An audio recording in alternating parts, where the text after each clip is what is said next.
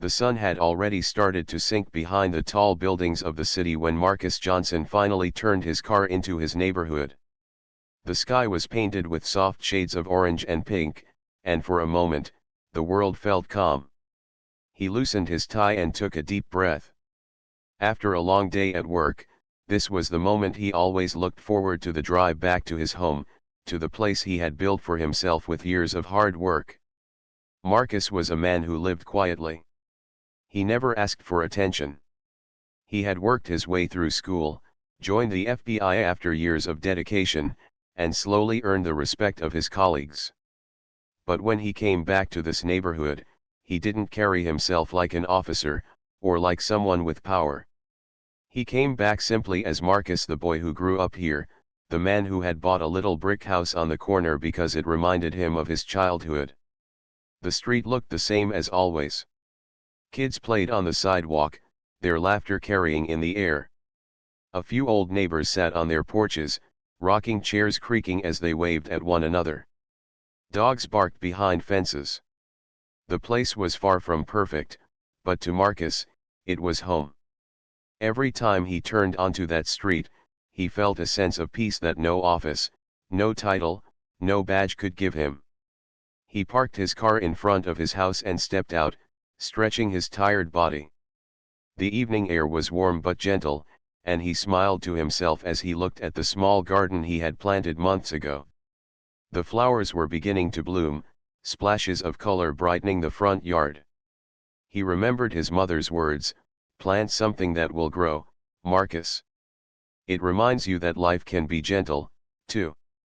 Carrying his bag, he walked up the short pathway to his front porch. The house wasn't big, but it was his.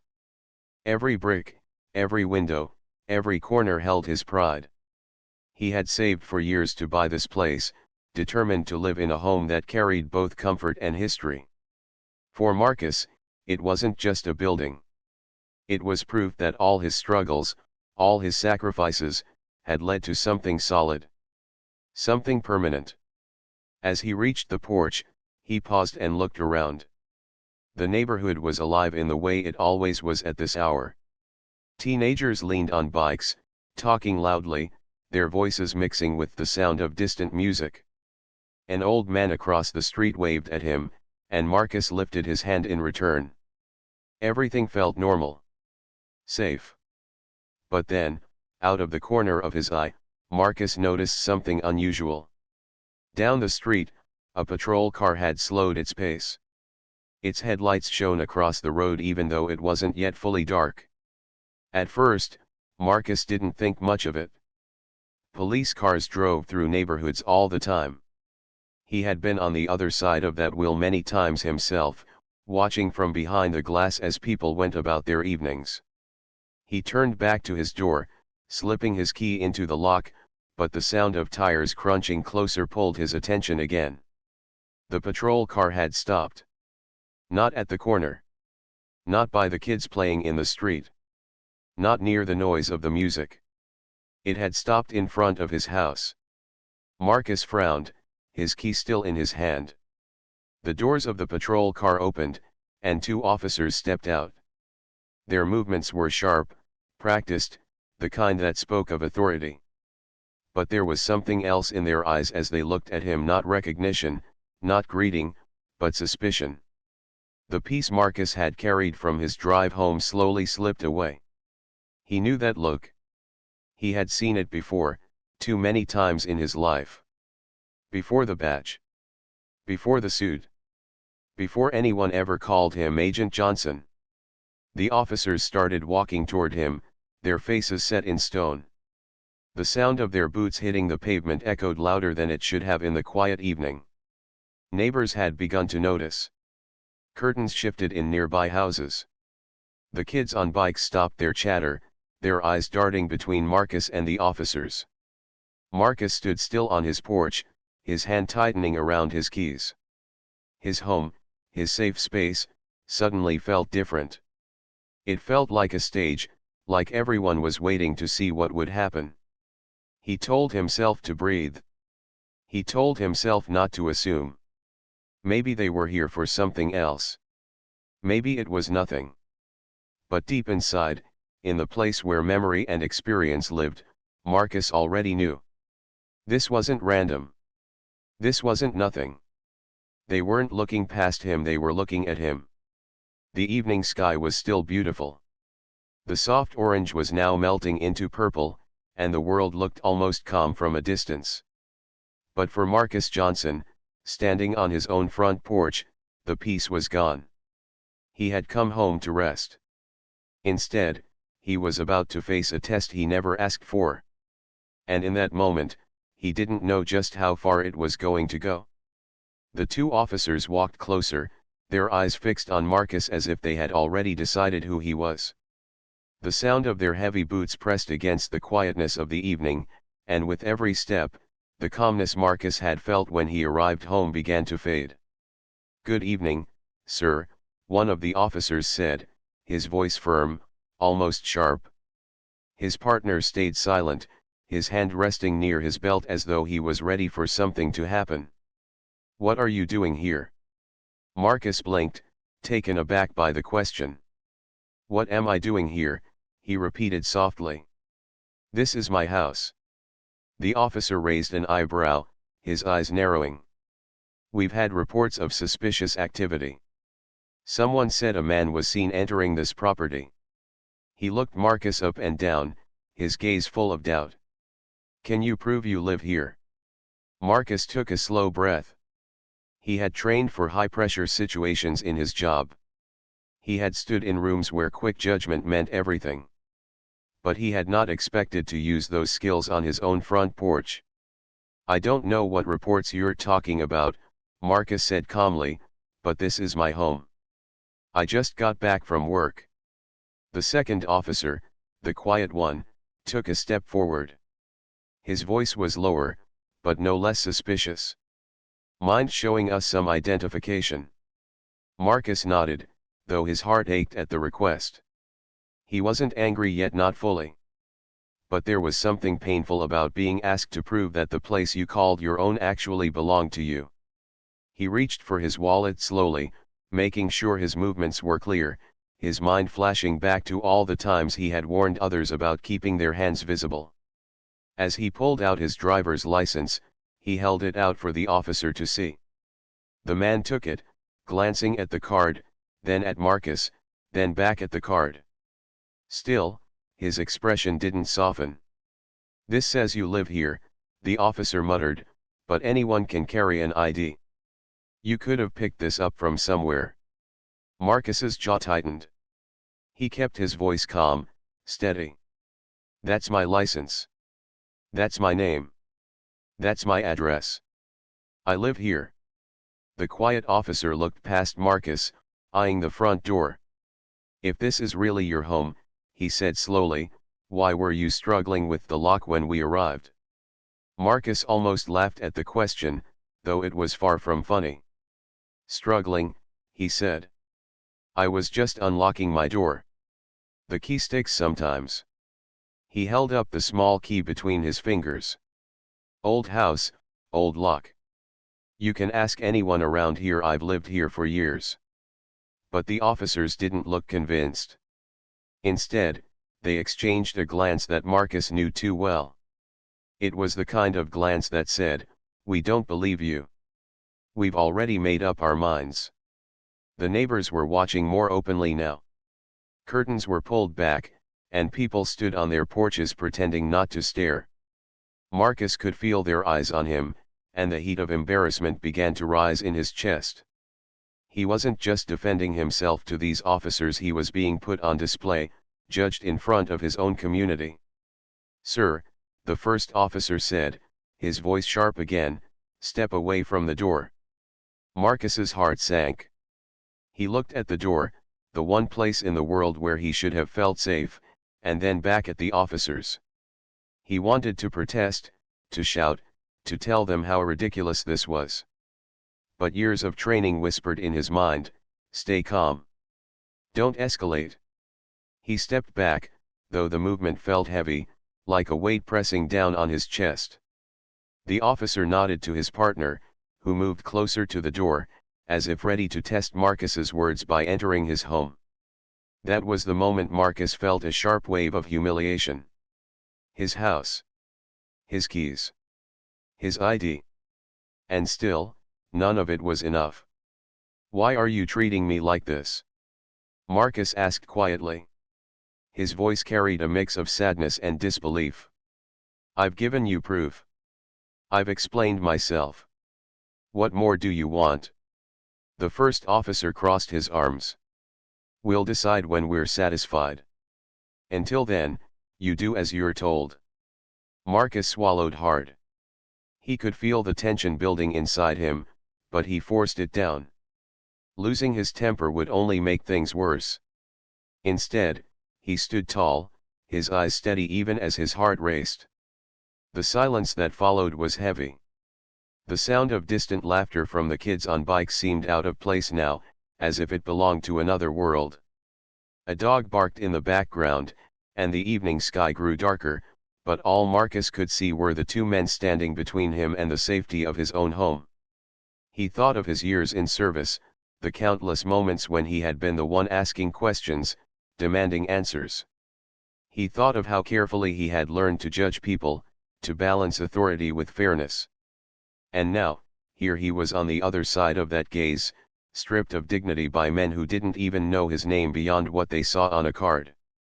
For a brief second, Marcus considered showing them his badge, the one that would end this nonsense in a moment. But something inside him stopped. If he used it now, they would back away only because of who he was, not because they had respected him as a man. So he stayed silent. The officers, frustrated by his quiet confidence, stepped even closer. "We need to check further," the first one said firmly. "Until we're sure, you're not going inside." Marcus stood still on the porch, his hand still holding the key, his driver's license now back in his wallet. The place that had always welcomed him suddenly felt like a prison yard. His neighbor's eyes burned into his back. His pride was being chipped away piece by piece. And yet, he remained calm. Because Marcus Johnson knew something they didn't. This wasn't the end of the story. This was only the beginning. Marcus stood frozen on his porch, the cool evening air brushing against his face. The key in his hand felt heavier now, as if it carried not just the weight of metal but the burden of proving who he was. The officers were still watching him like he was a stranger trespassing on private property, and not a man returning home after a long day of work. His neighbors continued to peek through curtains and cracked open doors. A few stood more openly now, whispering to one another, their voices soft but clear enough to be felt. Marcus could imagine what they were saying. "What's happening? Did Marcus do something? Why are the police here?" The humiliation washed over him in waves. This was his house. His street. His community. Yet he was being treated like a criminal. "Sir," the first officer barked again, "I told you to stay away from the door.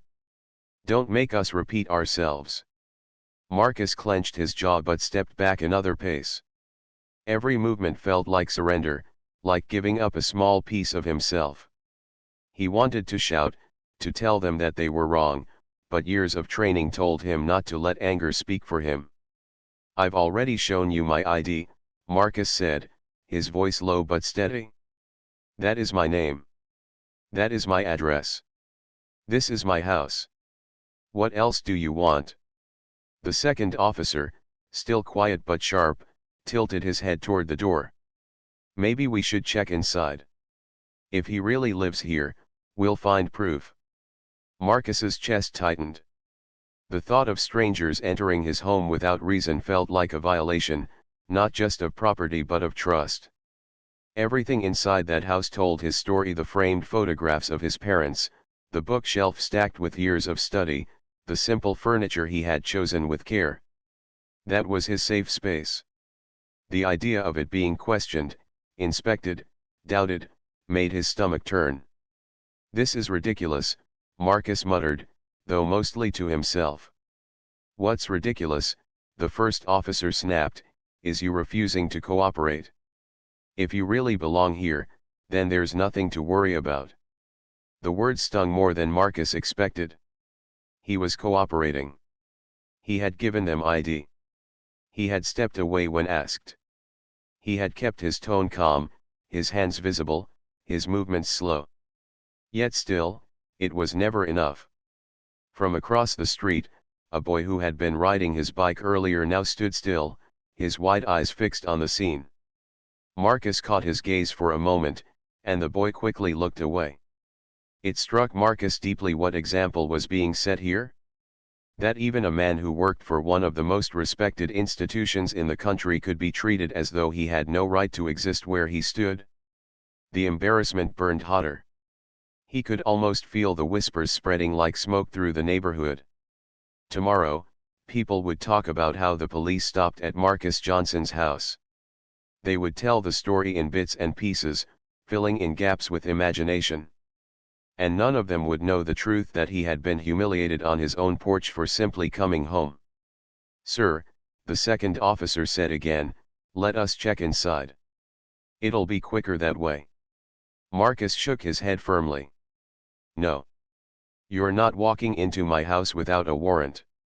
Not when I've already proven who I am." The officers exchanged another look, this one sharper than the last. Marcus knew that look too. It was frustration mixed with authority, the kind of look that meant we don't like being told no. The silence stretched. The sky had turned darker now, the last bits of daylight fading into night. Street lights flickered on, casting long shadows on the pavement. The peaceful street from earlier now felt like a spotlighted stage, and Marcus was at the center. For a moment, he thought of reaching into his wallet again. Not for his driver's license this time, but for the small badge tucked neatly behind it. That one piece of metal could end this right now. With one flash, the officers would back away. The whispers would stop. The humiliation would vanish. But Marcus didn't move. Because deep inside, he knew what it would mean. They would respect the badge but not him. They would respect his title but not his humanity. And when the badge was gone, when the suit was folded in the closet, he would still be Marcus Johnson, a man who could be doubted on his own front porch. The thought sat heavy in his chest. "Why are you treating me this way?" Marcus finally asked, his voice quiet but carrying in the still air. "Do you really believe I don't belong here? Do you really think I'd lie about my own home?" The officers didn't answer. The first one simply shifted his weight, crossing his arms as if he was the one being inconvenienced. The second kept his eyes on Marcus, watchful, skeptical, silent. The humiliation deepened. Marcus wasn't angry in that moment. Anger would have given him energy. Instead, he felt tired. Tired of the same cycle, tired of the same doubt, tired of having to prove again and again that he had earned a place that was already his. A breeze moved through the street, rustling the leaves of the trees. Somewhere in the distance, a siren wailed, then faded. The world kept turning, but on that porch, time felt like it had slowed down. Marcus stood tall despite the weight pressing down on him. He wouldn't bow his head. He wouldn't give them that satisfaction. But inside, he carried the sting of humiliation, sharp and deep. And as the officers continued to question, to doubt, to circle around him like he was an intruder, Marcus made a quiet promise to himself: they would not break him. Not tonight. Not ever. Marcus stood firm on his porch, his back straight, his eyes steady. The two officers were still there, circling him with suspicion, their expressions showing no sign of trust. The evening had grown darker, and the glow from the streetlights painted sharp shadows across his face. He felt as if those shadows carried the weight of the moment, dark, pressing, unrelenting. Inside, Marcus's heart was heavy. Every question, every doubtful stare, every dismissive command chipped away at his dignity. He was a man who had served his country with honor, who had worked tirelessly to earn respect in his career, but here, in front of his own home, he was being treated like he was invisible. Like he was less. The first officer tapped his notebook, his tone sharp. "Look, sir, you say this is your house. You say that ID is yours. But it doesn't add up. Why were you on the porch at this hour? Why didn't you go straight inside? It looks suspicious." Marcus took a slow breath. He had to remind himself to keep calm, to keep control of his voice. "I just got home from work. I paused at the porch because I was looking around. That's it. I live here. Nothing is suspicious about a man standing on his own porch." The second officer tilted his head, his eyes cold. "We can't just take your word for it. You might say you live here, but we need more proof. Do you have bills inside the house with your name? Papers? Anything?" The humiliation returned, wrapping around Marcus like a heavy coat he couldn't take off. He wanted to laugh bitterly at the irony. His whole life had been built on being trusted, on being the one people called when proof was needed, when evidence mattered. Yet here he was, unable to convince two strangers of something as simple as his right to stand on his own doorstep. "I have everything inside," Marcus replied firmly. "But I don't need to hand you papers to prove my existence. My license already shows my name and my address. That should be enough." The first officer's voice rose slightly. "Don't argue with us. Just cooperate. You're making this more difficult than it needs to be." Marcus felt his chest tighten. He wasn't arguing. He was standing for himself, for his dignity, for the simple truth that he belonged here. But to them, his calm resistance was defiance. His strength was seen as threat. And that, he realized, was the heart of the struggle. He looked at the street around him. More neighbors were watching openly now. Some whispered. Some crossed their arms and simply stared. The children had gone quiet, their bikes abandoned at the edge of the sidewalk. The whole block seemed to hold its breath, waiting to see what would happen next. Marcus imagined what they saw: a man standing on his porch, two officers questioning him, the tension thick in the air. To them, it was a scene. But to Marcus, it was his life. His story. His test. He thought about his parents, how hard they had worked to raise him with pride. His father had always told him, "Never let anyone take away your dignity, son. Even if they try, you stand tall." Those words echoed in his ears now, reminding him that this moment wasn't just about getting inside his house. It was about something bigger. The officers stepped closer, closing the space around him. The first officer's voice hardened. "If you don't let us confirm, we'll have no choice but to treat you as trespassing. Is that what you want?" Marcus swallowed, his throat dry. He could feel the eyes of the neighborhood, the whispers pressing against his back. But he straightened his shoulders, standing tall despite the pressure. "I want you to see me as a man who belongs here," he said quietly but firmly. "I'm not trespassing. I'm not breaking any law. I am standing at the front door of my own house." The second officer frowned, his voice heavy with doubt.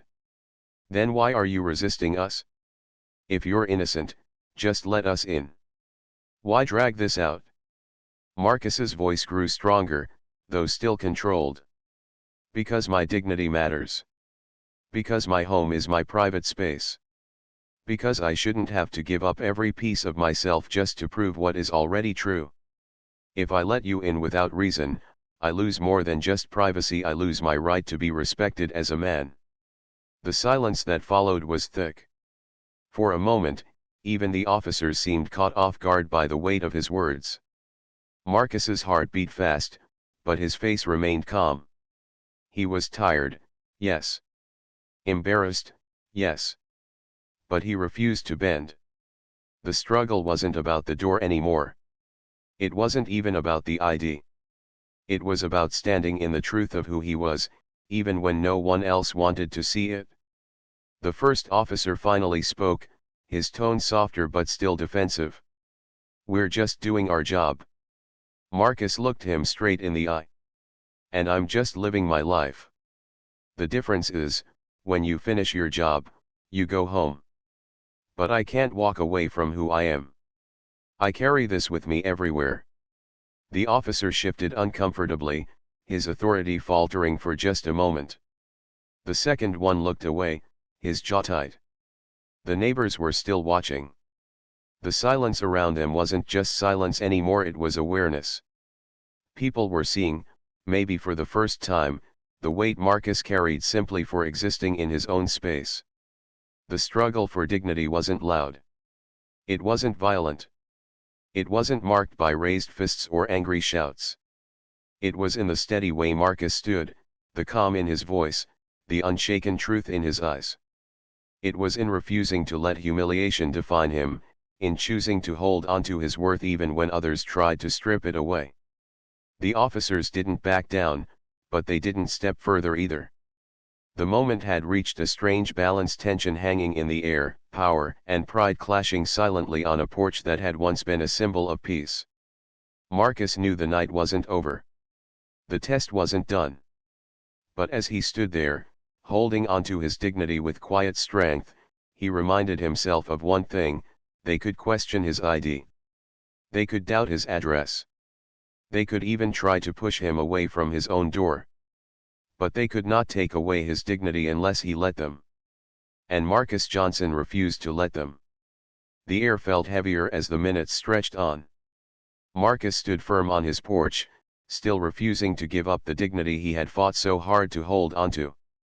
The two officers remained close, their expressions caught somewhere between suspicion and frustration. The neighborhood was silent, as if everyone was waiting for the next move. Marcus's heart was steady now. He had passed through the waves of shock, humiliation, and frustration. What remained was a calm clarity. He knew that no matter what happened next, he had to stay true to himself.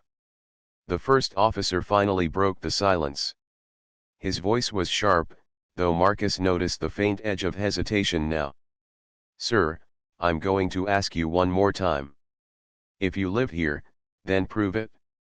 Show us more than just an ID, otherwise, we will treat this as trespassing." Marcus lifted his chin. His calm gaze held steady. "I've given you proof already. My ID matches this address. I've explained who I am. The only reason you don't believe me is because you've already decided not to." The words struck heavier than Marcus expected. For the first time, he saw the first officer's eyes flicker just for a moment with uncertainty. The truth had a way of cutting through armor, even the kind made of stubborn pride. Still, the second officer stepped forward, his voice firmer. "This doesn't have to be complicated. Just let us check, and we'll be out of your way." Marcus shook his head. He could feel the weight of the decision pressing against him. His hand moved slowly to his pocket, not rushing, not dramatic. The neighbors leaned closer from their porches, their eyes wide, wondering what he was about to do. Even the officers tensed, their bodies stiffening as though preparing for a sudden move. But Marcus wasn't reaching for anger. He wasn't reaching for resistance. He was reaching for the one thing that would end this doubt completely. His wallet. He pulled it out slowly, deliberately, and held it in his hand. His voice was calm, quiet, but strong enough for both officers to hear. "I didn't want to do this. I shouldn't have to do this. But since you've left me no choice, let me show you something." With steady fingers, he opened the wallet and slid out a small, silver badge. The light from the street lamp caught it, making it shine. He didn't wave it. He didn't shout. He simply held it up, letting the truth speak for itself. The effect was immediate. The officers froze. Their confident postures collapsed into sudden stillness. Their eyes widened, flicking from the badge to Marcus's face and back again. The air that had been heavy with doubt and suspicion now cracked with shock. Marcus said nothing for a moment, letting the silence do its work. Then, finally, he spoke. His voice was calm, almost tired. "Marcus Johnson. FBI. The first officer's mouth opened slightly, but no words came. The second officer's eyes darted away, as though ashamed to meet Marcus's gaze. The authority they had been so quick to throw around now melted away in an instant. "You," the first officer finally managed, his voice stumbling. "You're with the Bureau." Marcus gave a single nod. "Yes. I've been with the Bureau for years. And tonight, I came home only to be treated as though I was a criminal on my own front porch." The words hung in the air like a verdict. The neighbors gasped softly, whispers breaking out. The shift in the atmosphere was undeniable. The man who had been doubted, humiliated, and treated like an outsider was suddenly revealed as someone with authority far greater than the two officers questioning him. The first officer stammered, We didn't know, sir. We were just following procedure. We had no idea." Marcus's eyes hardened, though his voice remained steady. "And if I wasn't with the FBI? What then? Would you have believed me? Or would you have arrested me on my own doorstep?" The officer had no answer. He shifted uncomfortably, his face red under the glow of the streetlight. The second officer opened his mouth as if to speak, but then shut it again, the shame clear in his lowered eyes. For Marcus, this was the turning point. It wasn't just about showing them the badge. It was about the truth being laid bare, the truth that respect had been denied to him until a piece of metal forced it out of them. Without the badge, they had seen only suspicion. With the badge, suddenly, they saw a man of authority. And that realization burned. He slid the badge back into his wallet slowly, carefully. "This should never have been necessary," he said, his voice carrying the weight of disappointment rather than anger. "I am more than my title. More than this badge. But tonight, you couldn't see that." The silence that followed was louder than any argument could have been. The neighbors were still watching, their whispers now carrying tones of disbelief and sympathy. The officers stood stiff, their confidence drained. Marcus took a slow breath and turned toward his door. He slipped the key into the lock and opened it. The sound of the door clicking open was small, but to Marcus, it felt like victory, a quiet reclaiming of his space. Before stepping inside, he looked back at the officers one last time. His voice was soft, but his words carried far. "This is my home. It always was. Remember that before you question the next man standing where he belongs." With that, he walked inside, closing the door gently behind him. The porch was quiet now, but the shift was undeniable. The turning point had come, and though the officers remained standing outside, they no longer looked like men in control. They looked like men who had been forced to confront a truth they weren't ready to face. For Marcus, the battle wasn't over. But tonight, on his own porch, he had claimed back his dignity in a way that could never be forgotten. Inside the quiet of his home, Marcus leaned against the closed door for a moment. His heart was still racing, not from fear, but from the heavy mix of emotions swirling inside him. Relief. Anger. Sadness. A quiet kind of exhaustion. He had shown them his badge. He had ended their doubts in a single moment. But the victory did not feel like a triumph. Instead, it felt heavy, like a truth he had carried all his life had just been confirmed in front of everyone. Without the badge, they saw a threat. With the badge, they saw respect. Through the window, he could still see the glow of the patrol car lights outside. The officers hadn't left yet. They stood near their car, talking to each other in low voices. Occasionally, one of them glanced toward the house, their expressions uneasy. Marcus wondered what words they were trading. Were they embarrassed? Ashamed? Or simply frustrated that the situation had not gone the way they had planned? Marcus walked slowly into his living room, his steps echoing in the silence. He set his bag on the couch and looked around the room, the framed photographs of his parents smiling proudly, the stack of books on the coffee table, the quiet glow of a lamp. Everything here told his story. Everything here was proof that this was his home. And yet, moments ago, strangers had looked at him as if he had no right to it. He sat down heavily on the couch, leaning forward, elbows on his knees, his hands clasped together. The adrenaline was fading now, leaving behind a deep ache in his chest. He had faced tough cases at work. He had sat across from dangerous men, had confronted lies and threats. But nothing compared to the sting of being doubted in the one place that should have been untouchable, his own doorstep. A knock at the door startled him. He looked up, his body tense. The sound came again, firmer this time. For a long moment, Marcus considered not answering. But then he stood, slowly, and walked back to the door. He opened it just enough to see the two officers still standing outside, their faces stiff. The first officer cleared his throat, his voice softer now. "Sir. Agent Johnson. We wanted to apologize. We didn't realize." Marcus held up a hand, stopping him. His eyes were steady, his voice calm but sharp. "You didn't realize because you didn't want to.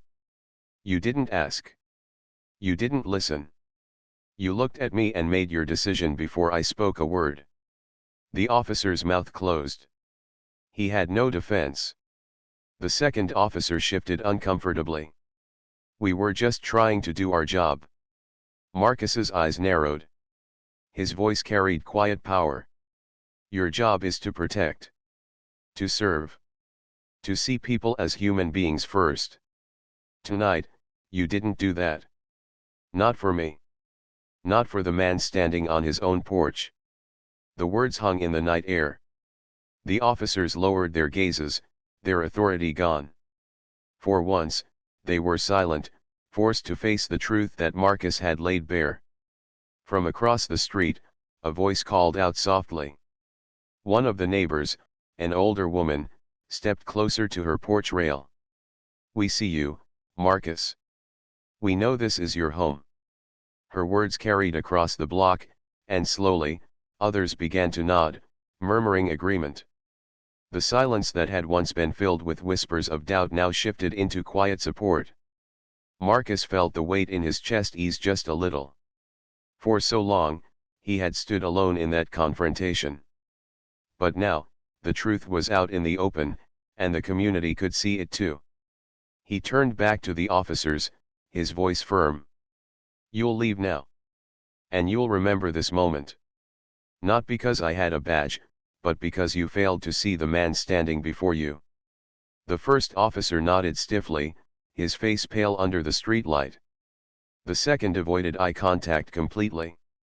Without another word, they turned and walked back to their patrol car. The doors slammed shut, the engine rumbled to life, and slowly, the car pulled away down the street. The flashing lights disappeared into the night, leaving behind a street that felt quieter than ever. The neighbors lingered for a while, some watching from their windows, others offering Marcus a nod of respect before slipping back inside. Marcus closed the door once more, this time with finality. He leaned against it, taking in the silence of his home again. The tension was gone, but the ache remained. He had won the confrontation, yes. He had stood his ground. But the price of that victory was heavy. He walked back to the couch and sat down again. On the table in front of him, he placed his wallet, the badge still inside. The small silver emblem glinted under the light, a reminder of the night. A reminder that his dignity had been defended not by his words alone, but by the symbol of authority he carried. And that truth hurt more than anything else. For a moment, Marcus closed his eyes, letting the silence wash over him. He thought of his parents, of his father's lessons about dignity, of his mother's encouragement to always rise above. He thought of the boy across the street who had watched the entire scene with wide eyes. What lesson had the boy learned tonight? That respect only came when power was shown? Or that dignity, even when tested, could be held onto with quiet strength? Marcus whispered softly to himself, almost like a prayer, "They saw the badge. But one day, they'll have to see the man." The words gave him strength. The ache remained, but so did the resolve. Tonight had been a test, and he had endured it. The struggle had reached its peak, and though the scars of humiliation lingered, Marcus knew he had not been broken. Instead, he had stood tall. And that, he realized, was the real victory. The night was quiet now. The flashing lights were gone, the street had settled, and the neighborhood had returned to its familiar stillness. Yet, inside his home, Marcus still felt the weight of what had happened. He sat in silence for a long time, staring at the badge on his table. It was small, just a piece of metal, yet tonight it had carried the power to change everything. Marcus leaned back on the couch, his thoughts wandering. He remembered the looks on the officers' faces when they saw who he really was. The shock. The silence. The sudden shift from suspicion to respect. A part of him wanted to feel satisfied, but he didn't. What hurt was knowing that if he had been any other man without that badge, the story might have ended very differently. He stood and walked to the window, pulling the curtain slightly aside. Across the street, a few lights were still on. He could see shadows moving in the homes of neighbors who had watched it all unfold. He wondered what they were saying now. Maybe they were talking about how unfair it had been. Maybe they were explaining to their children why Marcus had to show a badge to be believed. Whatever the case, Marcus knew tonight had left a mark not just on him, but on the entire street. His phone buzzed on the table. He picked it up and saw a message from a colleague at the bureau. Heard something happened outside your place. Are you all right? Marcus typed back simply, I'm fine. Just tired. But inside, he knew he was not fine. He was wounded, not physically, but in a way that reached deeper. Still, Marcus had always believed that wounds could heal not by forgetting, but by facing them. The next morning, the sun rose gently over the neighborhood. Marcus stood at his porch, sipping a cup of coffee. The same porch where, just hours ago, he had been treated as an outsider. The street looked different in daylight, softer, calmer, yet he could still feel the echoes of last night's tension. The older woman across the street, the one who had spoken up for him, waved gently from her porch. Morning, Marcus, she called. Marcus gave a small smile. Morning. Her simple greeting meant more than she knew. It was a reminder that, even in moments of humiliation, there were still voices willing to stand with him. Later that day, Marcus sat in his office at the bureau. He had work to do, files to review, cases to prepare. But his mind kept drifting back to last night. He thought about writing a formal complaint, about calling the precinct and demanding accountability. He could. He had the authority and the evidence. Yet, as he sat there, another thought grew stronger inside him. Maybe the better path wasn't just punishment. Maybe it was education. Maybe it was using his voice, his story, to remind others of what dignity meant. That evening, he began to write. At first, it was just for himself, his thoughts, his feelings, the details of what had happened. But as the words flowed, Marcus realized he wasn't just recording an experience. He was shaping a message. He wrote about standing on his porch, about the disbelief in the officer's eyes, about the sting of being questioned in his own home. He wrote about the moment he revealed his badge, and how everything changed in an instant. Most importantly, he wrote about what that moment meant not just for him, but for anyone who had ever been judged unfairly.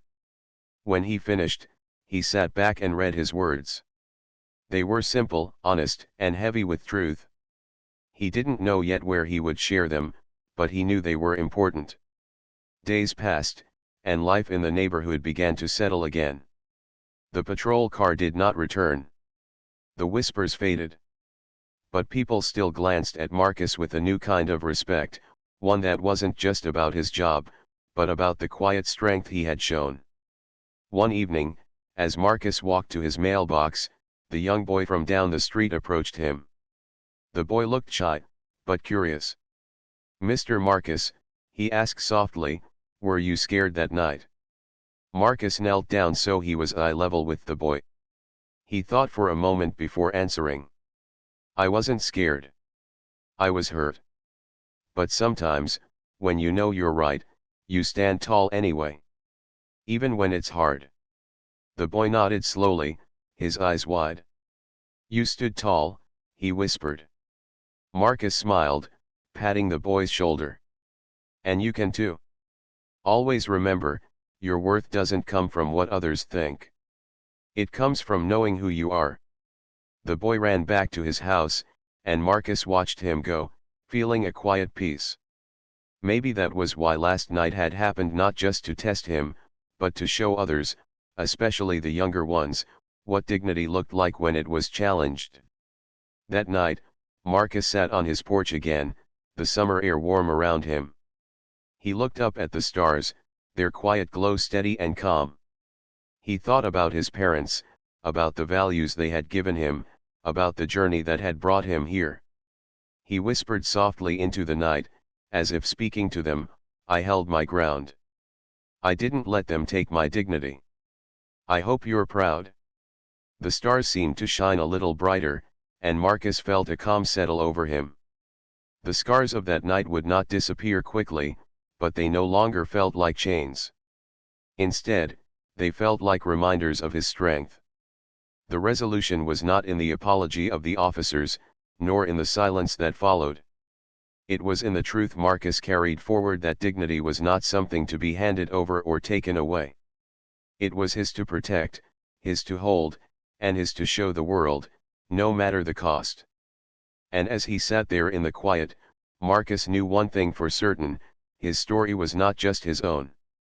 It was a light, a lesson, and a promise that no matter the doubts of others, a man's worth would always shine through.